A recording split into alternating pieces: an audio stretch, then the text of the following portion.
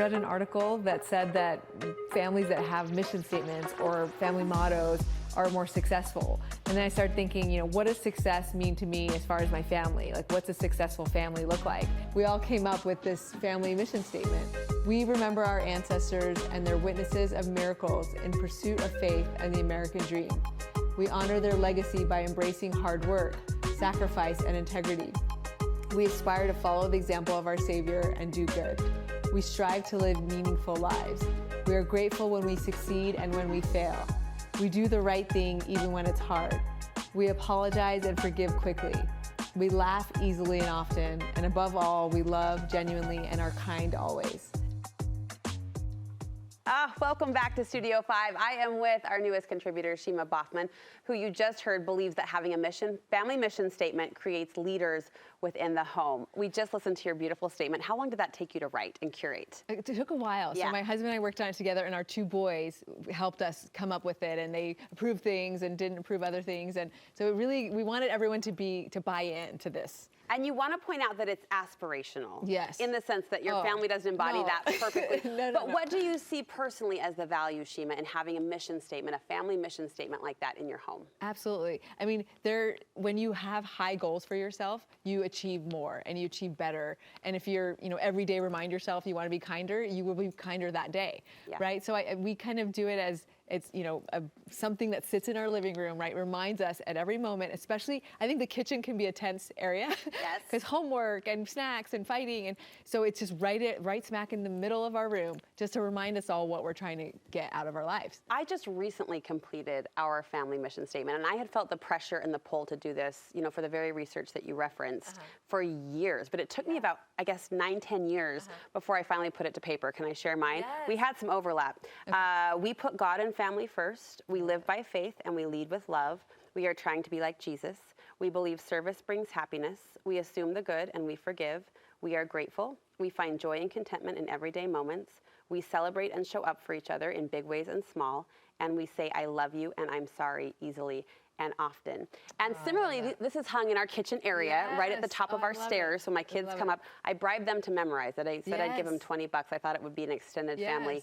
It took like an hour for their little brains to slurp it up with the $20 bill, bribing them. And have you seen impacts? Because I was the one, I actually just yesterday I said to my husband, because my little son's starting to read. I have a first grader. Yeah. And he said, his sister hit him, and he said, I'm sorry. And then he said to her, she said, I'm sorry. And he said, I forgive you because we forgive quickly. Like, he said that. And I hadn't even over the corner it out. with your I was like, arms in the air. I say it more to them. You remind them. I do. Yes, like when we were driving the other day and people were grumbling, the three little sisters were grumbling in the back about having to go to brother's soccer game. Yes. And I said, we show up for each other and celebrate each other. I love the leadership in yours. That thank you. Put actually the word lead in there too. Oh, thank you for noticing that. Yeah. There's a few other mission statements we pulled. If someone out there is wanting to create one, we thought would be helpful to draw upon some brand leaders. Here's one from Nike. Bring inspiration and innovation to every athlete in the world. If you have a body, you are an athlete. What do you like about that one? Oh, I love that because Nike wants to sell a bunch of shoes. So they could just say, look, you have feet, buy our shoes. But, right? And that's inclusive, but it's not aspirational. And what they did was inclusive and aspirational because they make us all feel like athletes. So I'm an athlete because I have a body.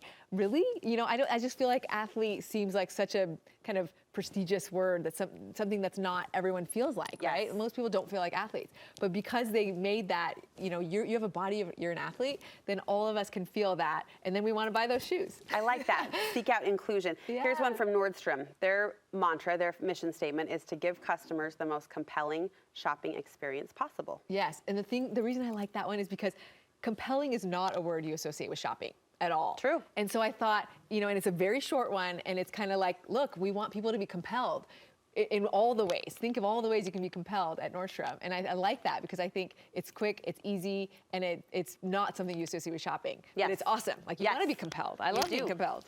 3 reasons you say family mission statements are worthy and value-based. First is that they can help tell your family story. And I've never thought of it like that, that they can kind of be part of your narrative or part of your mark. Yes. And this is huge as far as the studies as well. When children know their story and where they come from, they actually are better at resisting peer pressure, drugs. I mean, things you wouldn't even think of. They have this more self-confidence because they know where they've come from. And so whatever that is for your family, is it, you know, that you laughed often, you love to play games, you come from a pioneer heritage, you come from a different country, your parents worked hard, your grandparents worked hard, and whatever it was, that your story is, if you tell your kids and remind them of that, they will feel that themselves and this kind of drive to achieve better for themselves. I love the history that you had in yours, the lineage and the reference to American. That's beautiful. Because I want my kids to remember that I am a product of the American dream. My family came with nothing. My dad became a doctor in America, you know, like he was in Iran, and was able to achieve so much. And I want them to always remember, like, the American dream is alive. You can also have it yourself. I love that. You can do anything, you know? You point out that a family mission statement can force focus, and I felt this writing it. Like, it forced me as a mom to say, what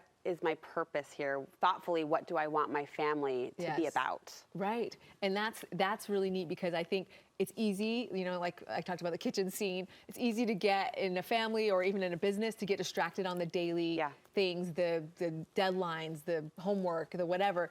And it's nice to just take a step back and just think of, what is my long-term goal for this family, right? And yours, I love that you talk about love, right? The hard work. You know, ours has gratitude and forgiving and things that we just want. Those are the most important things that I could impart into them. And so if I could focus on that rather than yelling at my kids to do their homework, right? Then things will be better in my home. 30 seconds left. We've talked about the aspirational nature of mission statements, but I don't want that to be a dismissive point. Like you say, that can point us toward inspiration. Yes. Yeah, absolutely. So I think the more you strive, so it might seem silly that we put all these things that we're never going to fully achieve perfectly, right, in our home. We're not going to be always perfectly loving or forgiving and all those things. But when you make those goals and set them high, you're more likely to achieve it than if you're not. And the more you remind yourself of it, the more likely you'll do it. So I really do think we can become better people through kind of focusing our family on these right goals, the ones that are important to you. I love the push, not just a leadership tool we can use in corporate America, but a leadership tool we can use in our homes and families. I think so, yeah. Shima, thank you. Thank you.